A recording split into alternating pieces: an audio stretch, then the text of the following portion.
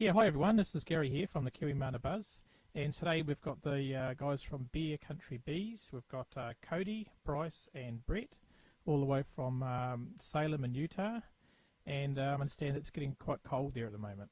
So how are you going, guys? Great, how are you tonight? Great, how are you tonight? Yeah, very good, very good. Well, so it's afternoon here, so it's very nice. So it's night time there, isn't it? That's cool. And yeah, so you guys have been keeping bees for, how long have you had bees for? We've been doing this for about 8 or 9 years. I'm not sure exactly. Wow, okay. And you started a business in, was it November? We did. We made it official. We made it official. Oh, okay. Yeah. Well, that's the same time that we started selling beekeeping supplies as well. So, yep, sort of we've got something in common. That's cool. And so, what do you guys sell? Is it just Is it mainly the hobbyists or commercial guys or? We do. We target the backyard beekeepers. Because that's kind of the facilities that we have. Is the backyard beekeeper. And just word of mouth is so far has been main way to attract customers. Yeah, yeah. Oh, that's a good way to do it. So do you have a lot of commercial guys there? I mean, a lot of backyard beekeepers in Salem. Right now we're hitting a very large increase in our area in backyard. Really hit a peak here, and so it's a prime time for us started in this business. Yeah, absolutely. I think it's because you know, the issues with CCD and stuff like that are kind of affecting it, and I think a lot of people are becoming aware of the problems the bees are having, aren't they? So they really are. Great. They really are. It's been in the media quite a bit here in Utah. Oh, that's fantastic. And so, how many hives do you guys actually have at the moment? Well, right now we only have functioning hive. We're up to about 25 at one. We got hit several times. Colony collapse and foul brood and our latest meeting, we had a little bit of trouble with the llama. Knocked over all of the one, and so we're down to one now. Oh wow! Was it a llama?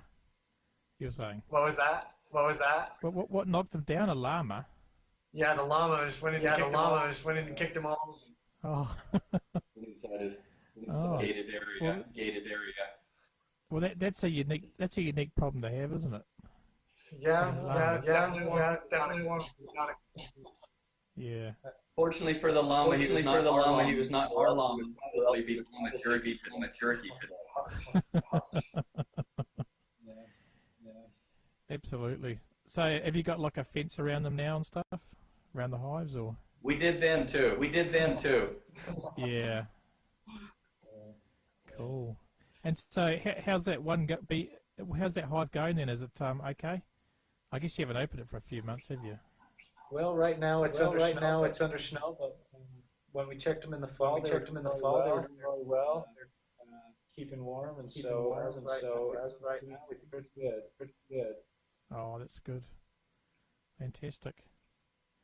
And yeah, so what I guess one of the things you probably would have liked to know before you started beekeeping was don't keep llamas in the same field. Is that one of the things?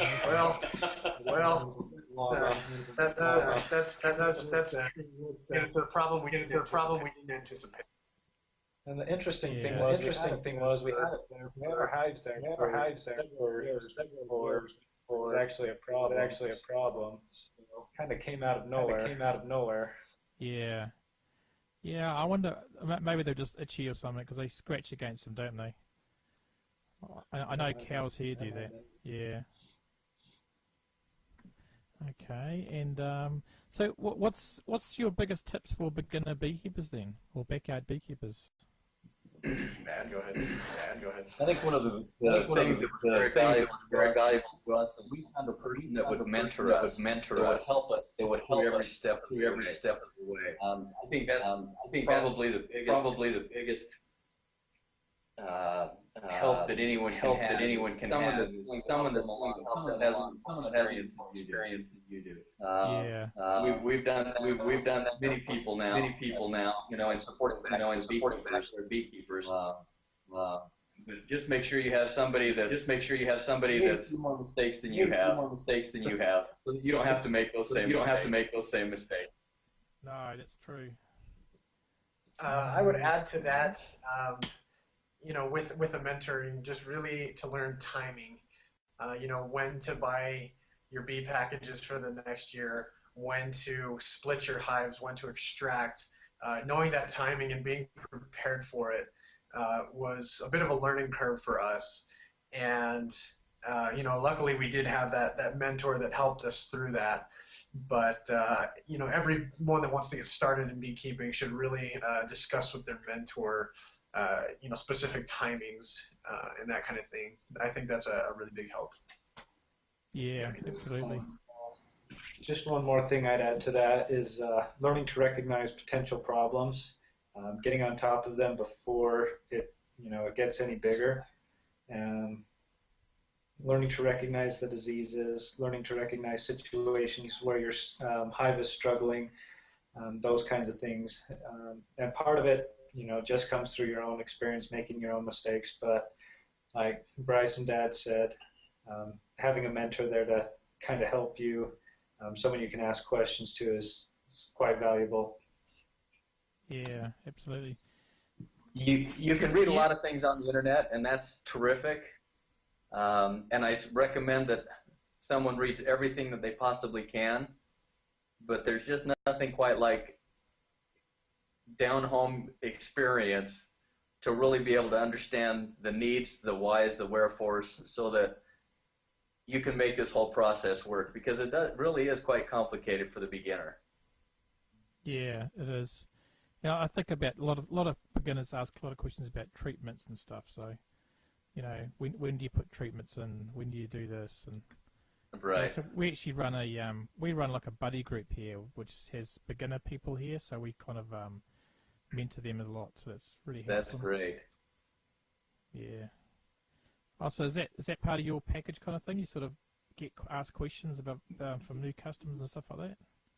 That's one of the biggest goals that we have as Bear Country Bees, is to help as many people get started as possible and to be that mentor, because we now have enough experience and we've made quite a few mistakes along the way. So we can kind of help people avoid that. We can walk them through how to do it. Here in Utah, most of the people that really want to do it, they're really close proximity to us, so it's pretty easy for us to mentor people. But that's, again, one of our biggest focuses is making sure that we're available to help people get started, and that we'll do everything we can to help them. Oh, that's fantastic. That's good. And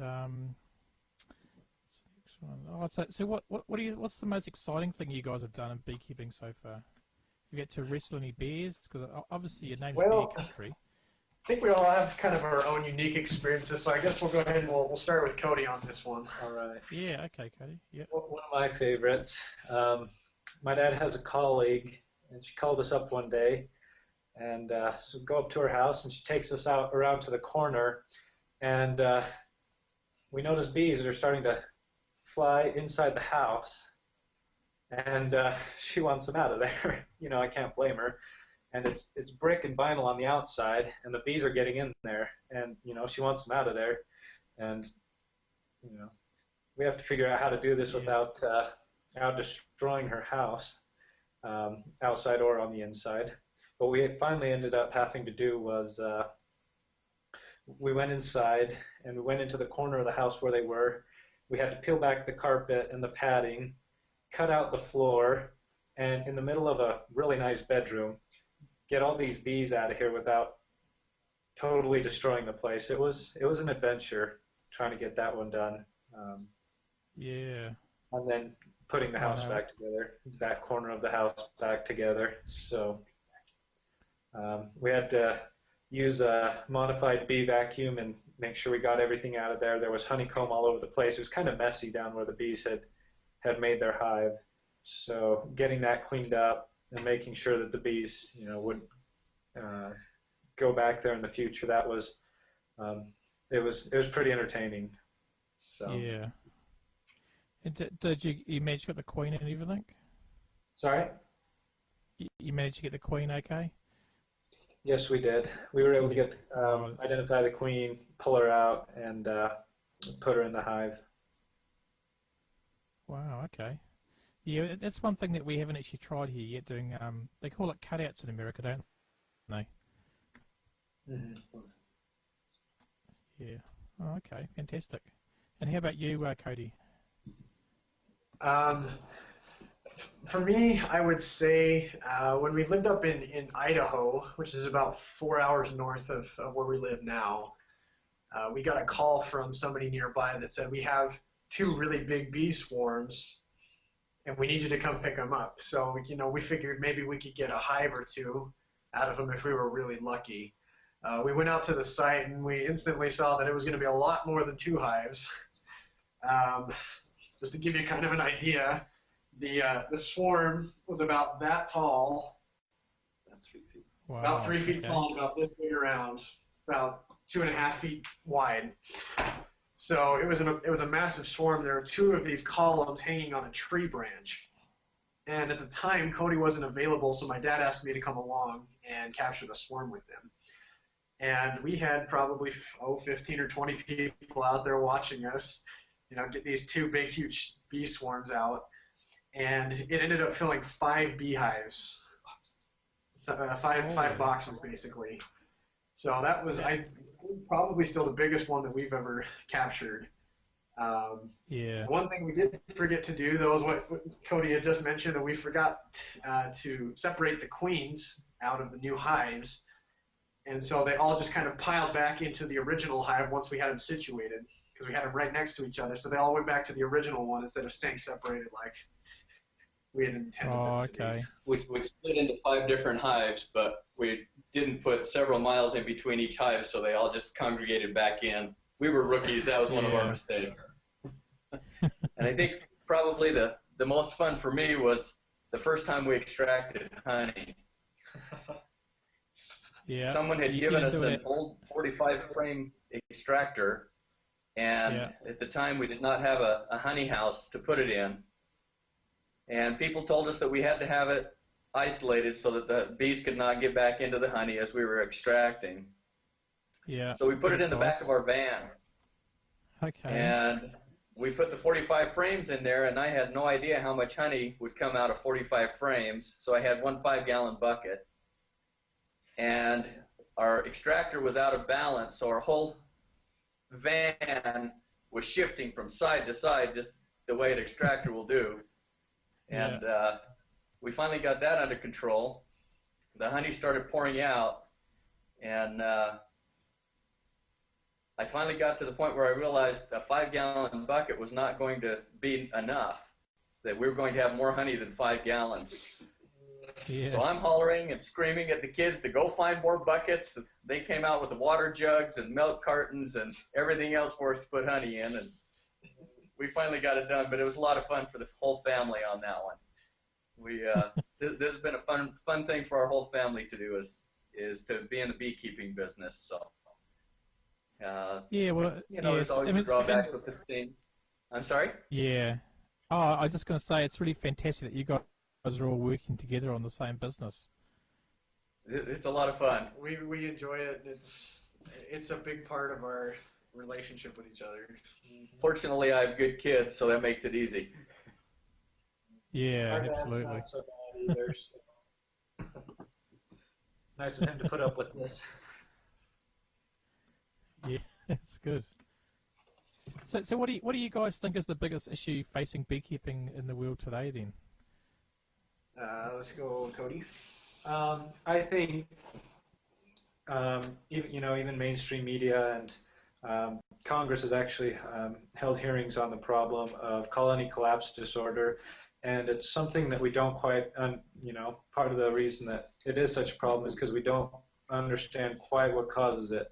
But you'll have a perfectly good, healthy hive up and functioning just smoothly, and you'll go out there, all the bees will be gone, there won't be any bodies, and it's like they just disappeared into thin air, and we don't know what causes it. I've read several different articles.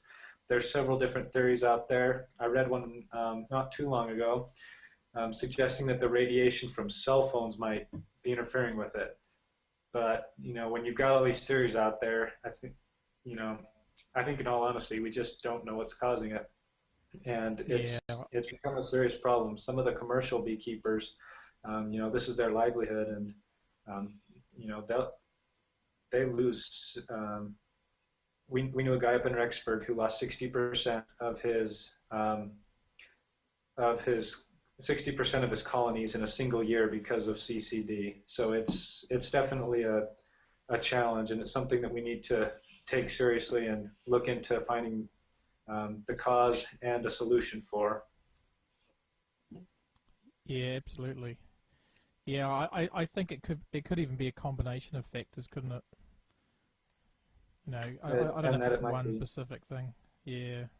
Mm-hmm. Okay. Oh, well, thanks, Cody. And so what do you think, Bryce? It's a similar thing, or? I would agree that it's definitely the colony collapse disorder, and mostly for the reason that we just don't understand it. We don't understand how to save the bees from just upping and leaving. With the varroa mites and with foul brood, we know what causes it. We've been able to, for the most part, eradicate the varroa mites. Foul brood is just something you have to make sure and pay attention to, make sure the bees have good hygiene and that kind of thing.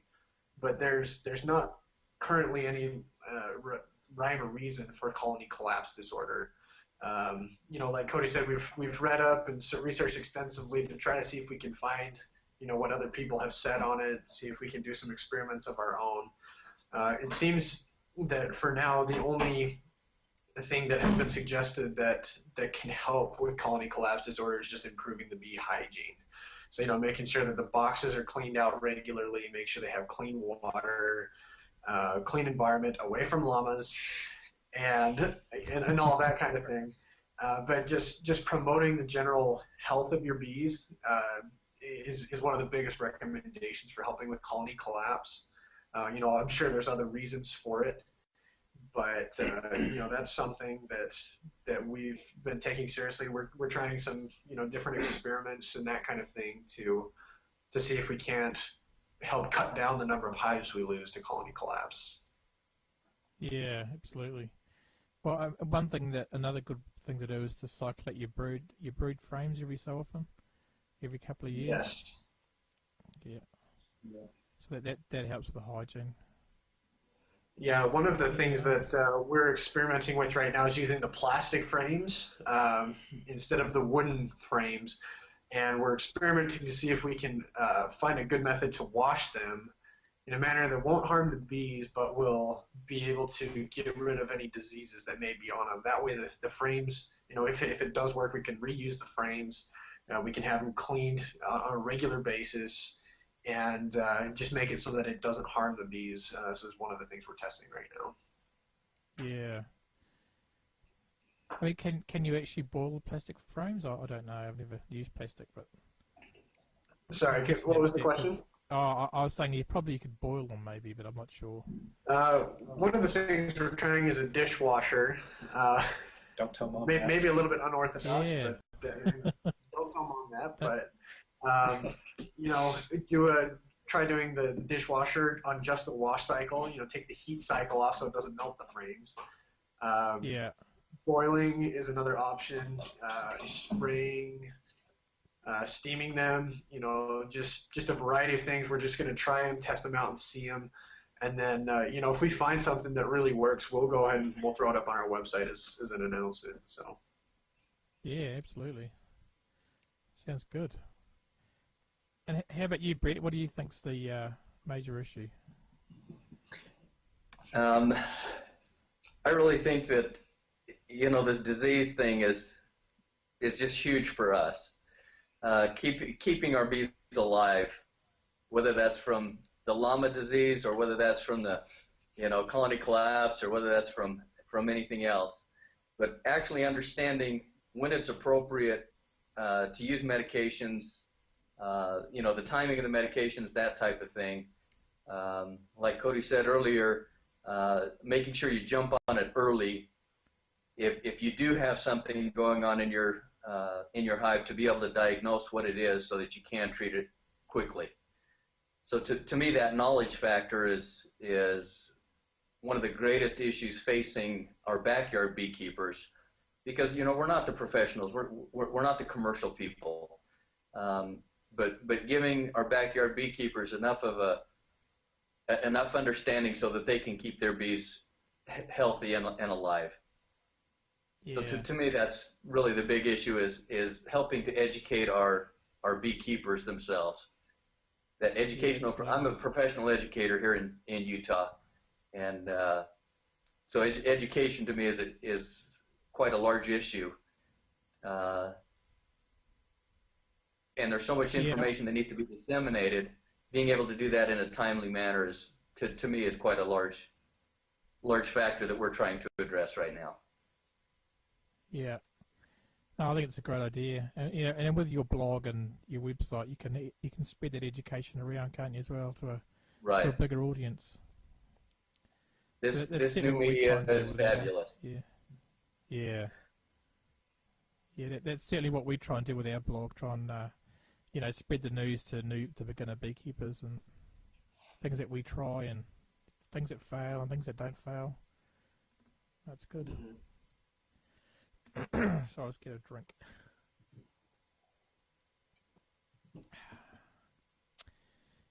Right. So yeah, I was going to ask you, what do you treat your varroa mites with over there in Salem? Guess we'll turn that back. Use pesticides or? A couple of things.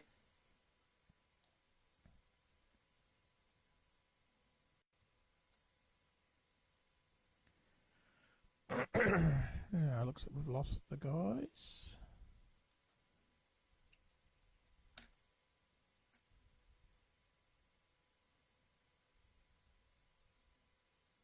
See if we can get them back.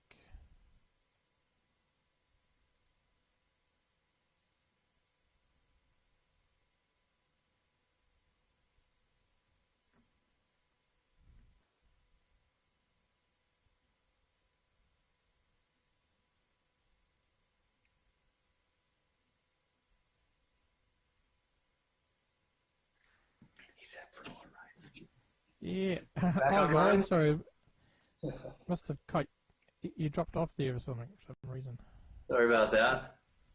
Was it a llama or?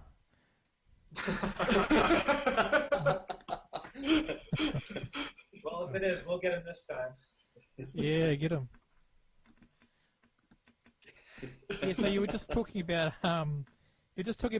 what you use to treat the varroa mites there, Brett. So. The varroa mites, what do you guys use? They've become so resistant to the apistan that that really hasn't worked for us this last while here in Utah. And I don't know if you're having that same problem in New Zealand or not, but the apistan it just is not working for us. And honestly, since that has become an issue, we really haven't had to address it with varroa. We have not had a problem with that. Oh, I guess I should get in the picture, huh? Sorry.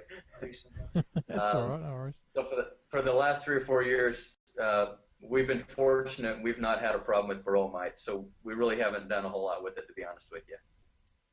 Oh, okay. Do you think your bees are becoming more resistant to it or something? That's what I'm hoping. Yeah. You know, if I knew anything about bee genetics, I'd be able to tell you that answer, but I'm afraid I don't. So. Yeah, it does. Yeah, sorry. It does appear to me that the bees in America are becoming more resistant to mites, whereas in New Zealand they haven't got to that stage yet. Haven't gotten So there. we're like, yeah, no, we're probably like 5 years behind you guys. Oh, on that one. Yeah, because we've only had varroa since 2000. So what are you doing? Interesting. We're doing we either use Epilife, which is like a thymol based thing, or use the exilic vaporizer, the exilic acid. We've been using that this season, so that's working quite well. Great. Yeah, that's it's going alright. It's basically the treatments you have to do them in 3 weeks, so it's sort of like a week apart. So it takes 3 weeks to treat a hive. But that works quite well, and we've got mesh boards, and we also do drone management as well to remove drones from the hives. So that sort of stops a bit of the mites, but it's kind of labour intensive. But yeah.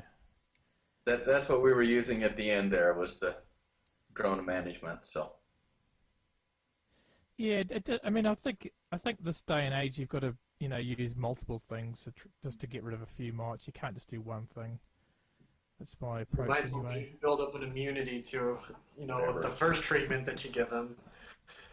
And so to really eradicate them well, you probably have to give the bees a variety of safeguards against against the mites. I know. Yeah, I know here they're recommending that people do use different treatments every year or every season. And they don't use the same thing every season, so that it's but I think they have already, a lot of the mites here have built resistance to epistene, so it's becoming less and less effective. But we haven't used that for 3 or 4 years now, so we're just trying to use these natural products at the moment. It seems to be working all right. So so the next question I've got here is what pests do you have? Obviously you've got mites, and obviously you've got llamas. We talked about that. But the what about the? Do you have bears there? I'm assuming that's why you call bear country bees. So, and are they a problem to the hives? Sorry, what was the question? One more time. Oh, do you have wild bears there, and are they a problem for your hives? Sorry, it was a little bit choppy on the video. Can you give it to us? Yeah, no worries. Just wondering, do you have a problem with bears there? And your with bears? Our name is Bear Country Bees, but we don't really have any bears in the city where we live. The sightings here are pretty rare. There are mountains surrounding,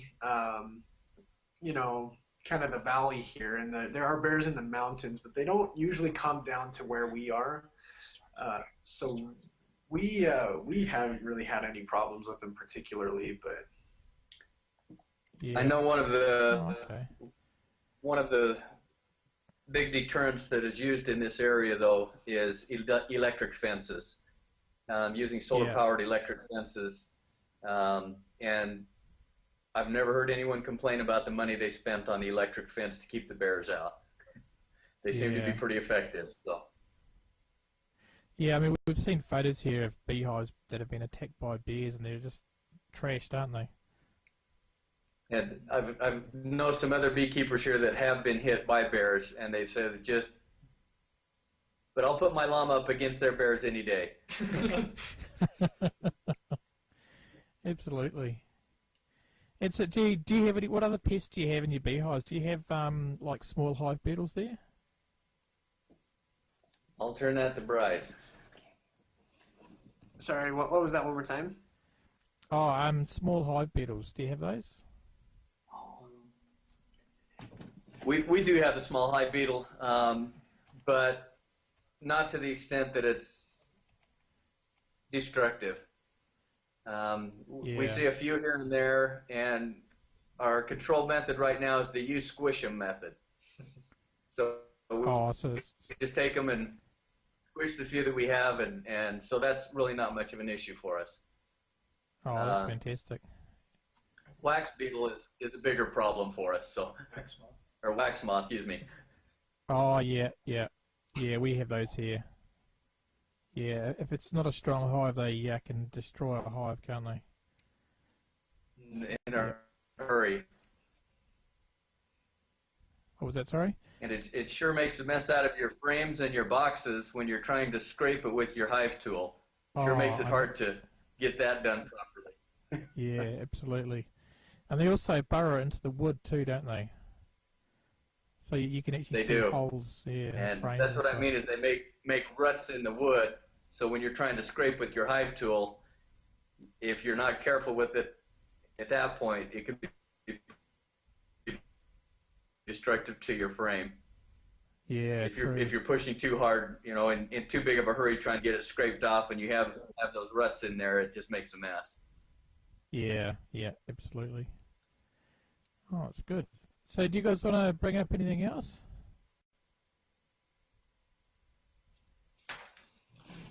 Well, let's see. One of the things I wish I'd known early on, because I am mildly allergic to bee stings, I wish that because of the type of veil that I have, when I would bend over, it would come across the back of my neck, and I was continually stung along the back of my neck. Oh, okay. So now I just throw a towel there, keeps it off my neck, and I don't have to address that issue anymore. Just make sure that you put your equipment on properly. Last fall, I didn't quite have everything zipped up properly and was stung 18 times before I could get out of there. And that one was not a whole lot of fun, but wow. Anticipate a sting or two here and there. It's part of the ball game. And, you know, people have told me I can never be a beekeeper because I'm afraid of getting stung, or it hurts too much to be stung, or that kind of thing. But I guess my philosophy is, you know, a person that is a runner, he's a lot more sore than I'll ever be with beekeeping. A person that pumps weight, you know, lifts weights, they're going to hurt a lot more than I ever will as a beekeeper. And so that argument doesn't hold a whole lot of water for me. We all sacrifice for the things that we love to do, and a bee sting here or there. And honestly, I'd rather be stung by a bee than bit by a mosquito, for the fact that a mosquito bite lasts 3 days, a bee sting lasts a few minutes, you know?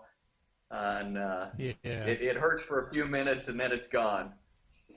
But the mosquito bite, I'm scratching for several days. And so to me, the trade-off is, at least I get honey out of a bee. I don't get anything out of a mosquito. So no, those are just some of the things that are fun for me. I do wear a hearing aid, and I recommend that anyone that does that, go ahead and take it off before they go work their bees. One time it dropped out inside my veil, and I thought I had a bee in there with me, and so I about destroyed my hearing aid. But, you know, those types of things. Just a lot of common sense things. But it sure is a fun hobby to have. Like I say, it's been really good for my family and I. We've really enjoyed it. We love the honey. Love to try some of your Manuka honey someday. And I'll have to send some over for you. I tried to send some to New Zealand once. My parents were in New Zealand, and Customs got it. So unfortunately, we can't send you back. Oh no, that's fine. Yeah, we understand that. That's fine. I mean, it's probably okay sending stuff to you, but not the other way around, because we've got quite strict biosecurity rules, which is good because it stops. It is. You know, we haven't got a lot of diseases that other countries have got. Absolutely. But like I say, as a family activity, it's a great way to go. Yeah. I tell people I don't know too many of your pets that actually produce something for you. You know, a dog is great, but you're continually feeding and watering the dog, and you don't get any product back other than the affection. Same thing with a cat. Your honey, you know, you stick that on your shelf and you use it all year long. So. Yeah, absolutely. And so do your neighbors. Well, it's good. It's good to give honey to your neighbours, isn't it? To make them sweeten the deal, isn't it? You get complaints that way too. And it doesn't take a whole lot to sweeten that deal with your neighbors either. No. We live in a little bit more of a rural area inside our city, so people have larger lots, many gardens around us. Almost every neighbor has a garden of one size or another. And when I put bees in my backyard, at first I was a little bit nervous that, neighbors would complain or be worried about a bee stinging one of their children. But their garden productivity increased at such a rate that I mentioned to one of my neighbors that I was going to put all of my beehives over on this other farmer's land, and he said, just keep one or two of them here because our gardens have never been so good except for the time that you brought in your bees, so keep them here. It makes a big difference, doesn't it, Brett? It really does. So. Yeah, I mean, I don't think bee stings are really a detriment. I mean, not a detriment, but a bad thing. I mean, I think you're more likely to get back strain, don't you think? I think you're right. And you will build up an immunity to bee stings. You won't. They may sting really bad at first. You may notice them, but over time, maybe it's just your attention to them won't be so great. You'll just get stung and it'll kind of be like, oh, just another bee sting.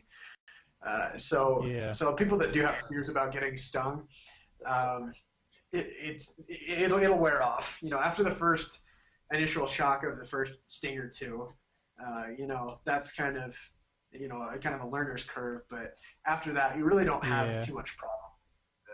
Nah. That's one thing that I would recommend to people who are going to get or are interested in getting started. It's a good idea to go out and actually get yourself stung once, just to make sure to see if you have any allergic reactions. That way, up front, and you're not doing it when you don't have medical help nearby. So that is definitely a safety precaution that I would give to everybody, is to make sure that they can handle a bee sting. All they need is one sting. They don't have to sit around for the rest of the party. They can bail after they get the first one. But that's definitely a safety precaution that needs to be taken. It's good advice, and also to get your hands in a hive and to actually experience what it's like looking at frames, things like that. Yep. It's good for beginners too. Some people for people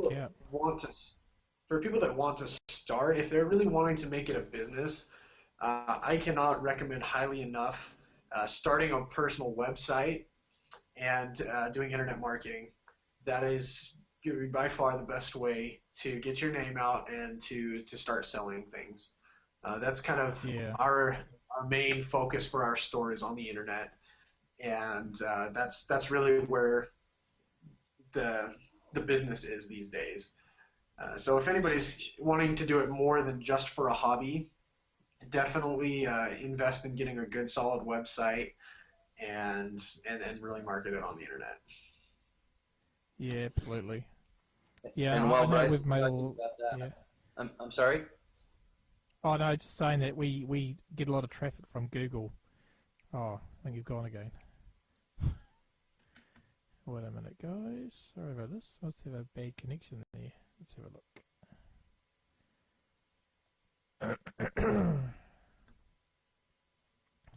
Time for a break.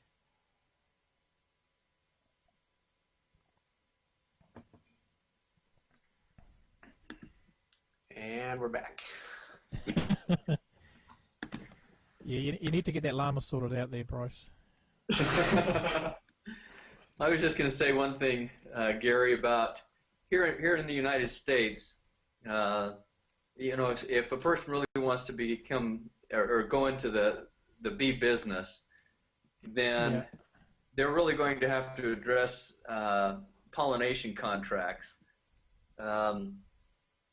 Over 80% of all the commercial beehives in America go to California in late winter to pollinate the almond groves that are in California. The money is extremely good. The disease and the exchange of diseases is extremely bad. So, but here in the United States, this last year, the farmers or the orchard growers in almonds were paying about 140 American dollars per hive, and so the financial reward there is significant. Yeah.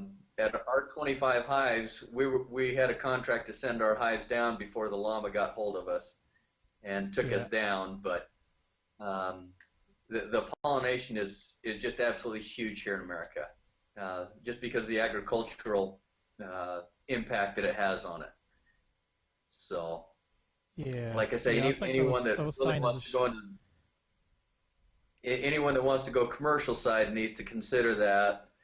For those that we really target, the backyard beekeeper, then they just do it for their neighbors as a good neighbor gesture. Yeah, absolutely. Yeah, because I think there's a shortage of bees in California, isn't there, this season? Mm-hmm. Yep, there's quite the shortage. So if you do want to get into this, get in soon, because they're badly needed right now. And the prices just keep on going up. So.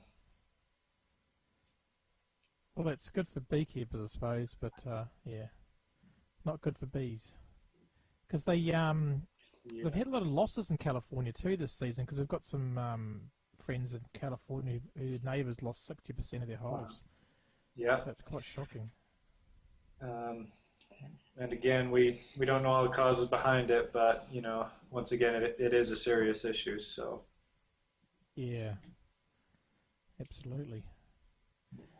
So you guys will be gearing up for your spring then?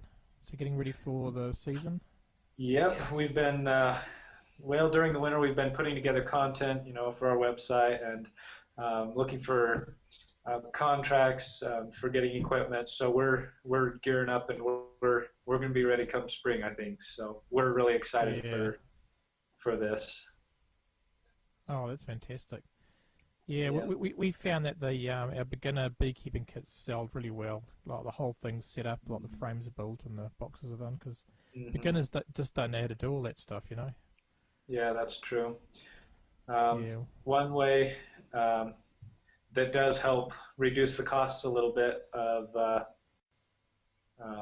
your initial startup is going out and capturing swarms. Before we got into beekeeping, we only ever really came in contact with one swarm out in our tree there. My brother Bryce was out looking up at it. I still remember it. I was a young kid, but I remember seeing Bryce looking up at this big swarm of hives, and like my blood ran cold. I was like, he's gonna die. But when they're swarming, bees are actually extremely gentle. And ever since we started paying attention to beehives in the area, or to swarms in the area, letting people know that we do capture swarms. We get 3 or 4 calls every year, and that's really helped us out financially. So for anyone getting started, let people know that you're willing to go out and capture your own swarms. Oh, yeah, just along with that, one of the best ways that we found to get our name out there, like Cody was saying, let your local police departments and fire departments know, because usually people will call to the fire department or the police department if they don't look it up on the internet, beekeeping, swarm removal, or something to that effect. They'll go to the fire department. The fire department has a list of everybody that is willing to go and capture bees. So if you go give your name to the fire departments in your area, usually they'll be the ones that'll call you up and say, we need you to come get the swarm out of here. And when they do give you that call, then you need to jump on it right away, because you never know how long that swarm's going to be there. We've had just a few that we've missed out on because we waited a little bit too long. We've been pretty good about jumping on it as quick as we get the call. And we capture a fair number of swarms over the years. But the more swarms you can get, the faster your business or even just your hobby can grow. Because it definitely does take, it does take more bees if you want to get bigger. Yeah, absolutely. Yeah, I mean, we've got 18 hives now at the moment, so.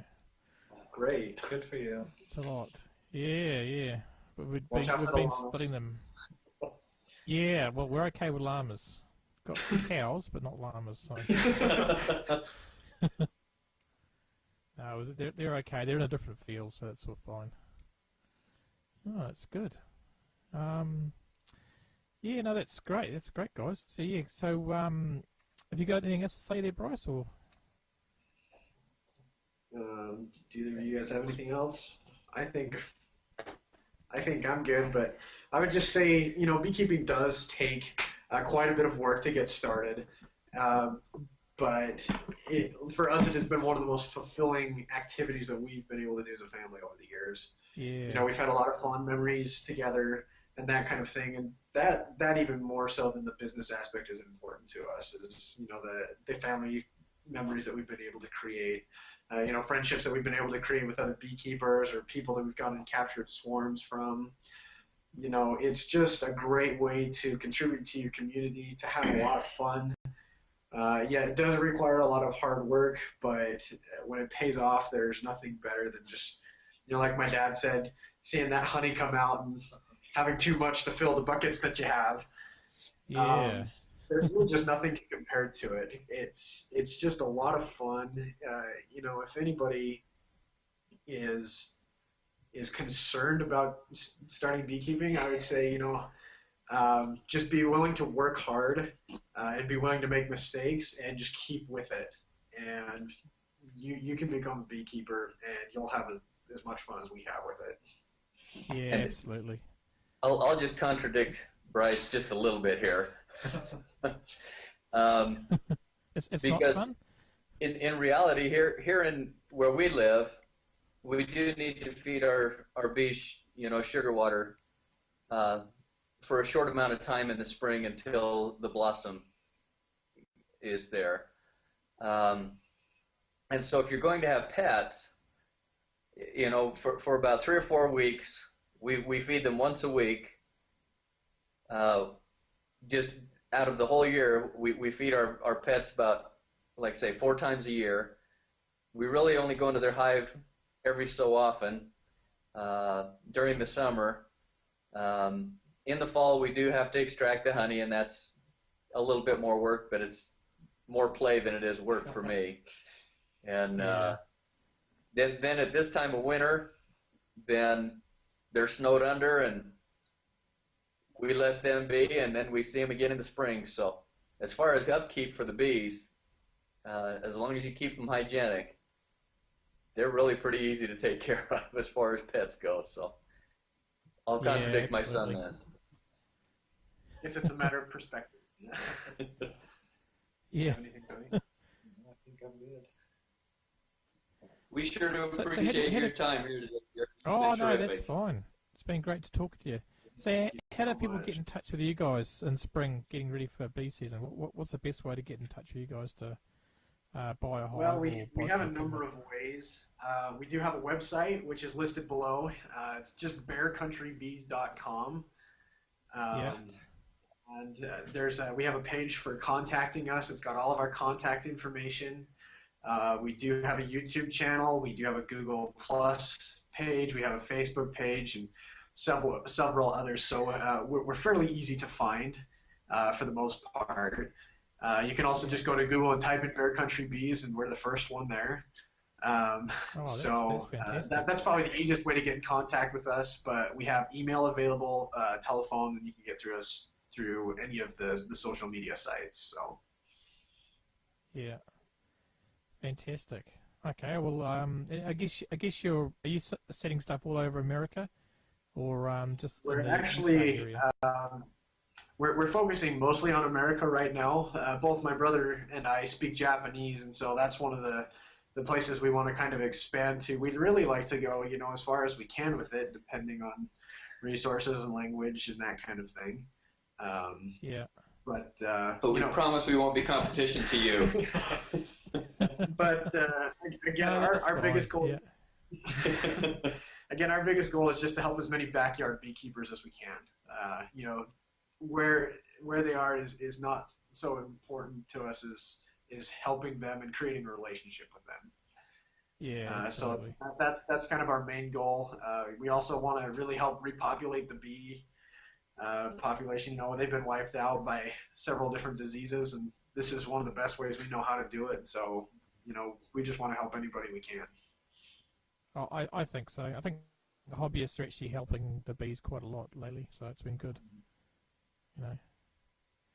Oh, well, that's fantastic, guys, and thanks for joining our chat, and and good luck for the rest of your winter, and watch out for the llamas. So it's been good. Good to meet you all.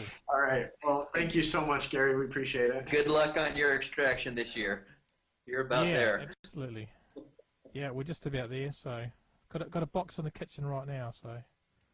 Oh, fabulous! So. That's what we like to hear. Thank you so much. Okay. Cheers, guys.